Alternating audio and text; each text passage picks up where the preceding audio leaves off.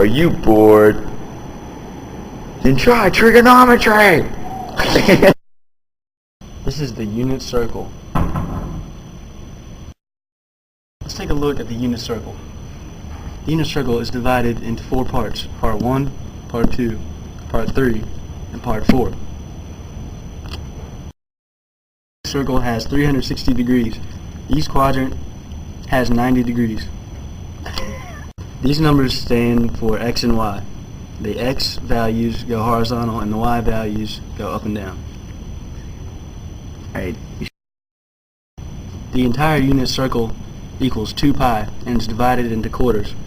This equals 2 pi or 0 pi, this equals pi over 2, this equals 1 pi, and this equals 3 pi over 2.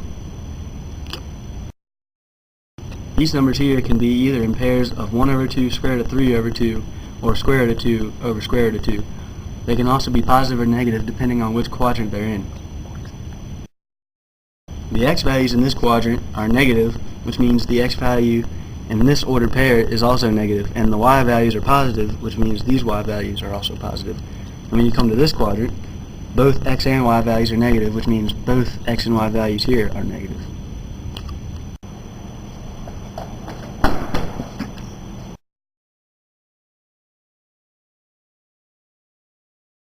Basic trig rules. You got sine, cosine, tangent, cosecant, secant, and cotangent. Trying to find an angle, and you know the opposite side and the hypotenuse, you use sine.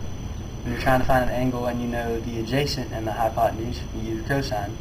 And when you know the opposite side and the adjacent side, you use tangent. Secant is the opposite of sine, secant is the opposite of cosine, and cotangent is the opposite of tangent. This is a right triangle. When we're trying to find this missing angle, we use the opposite side and the length of the hypotenuse to find it, which means we use sine. To find the missing angle, we use the sine rule, which is opposite over hypotenuse, so we plug in 12 over 13. Now on your calculator, type in 12 divided by 13.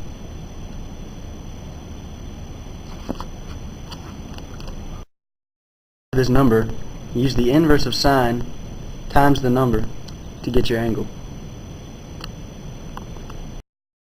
Our angle that was 67.3 and round it to 67.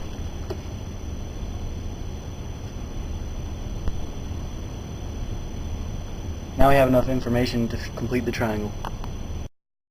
This right angle equals 90 degrees. We take the total number of degrees in a triangle, subtract 90 from it, and also subtract 67, which gives us an angle of 23 degrees. Now the triangle is complete.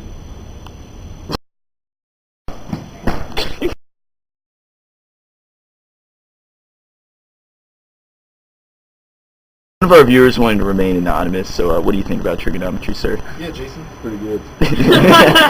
Do you like trigonometry? Yes.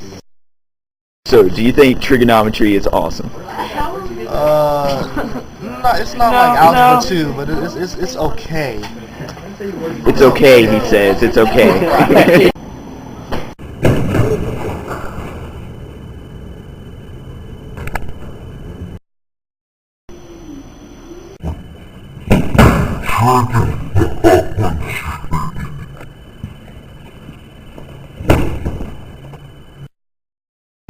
Non-right triangles. Triangles use the equation sine A over A equals sine B over B equals sine C over C. To teach this concept, we will now do a sample problem. First, plug the known values into the equation. Two equations with only one unknown and cross multiply. Find the answer. Cross multiply, you should have this equation.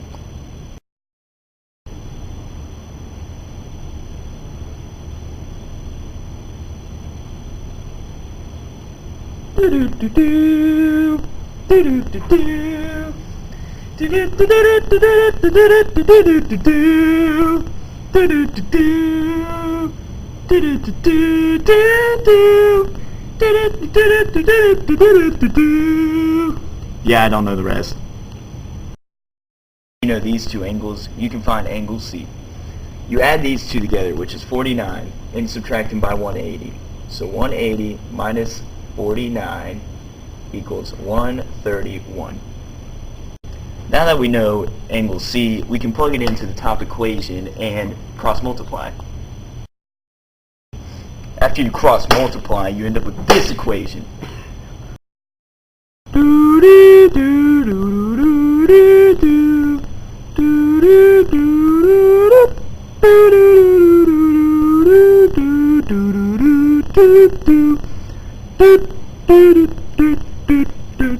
Okay. Parts of our triangle. Solving equations. We're gonna do some sample problems. To Teach this concept, we will do and example. First thing to remember when solving trig equations is to set the equation equal to 0. Now factor the equation. Now set each factor to 0.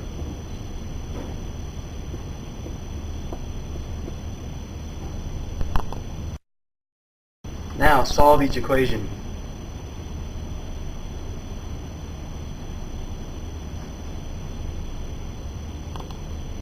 Since we're using sine, we want to plug in the y values.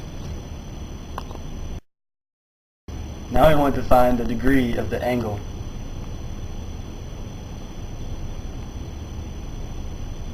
These degrees will be our answer. answer!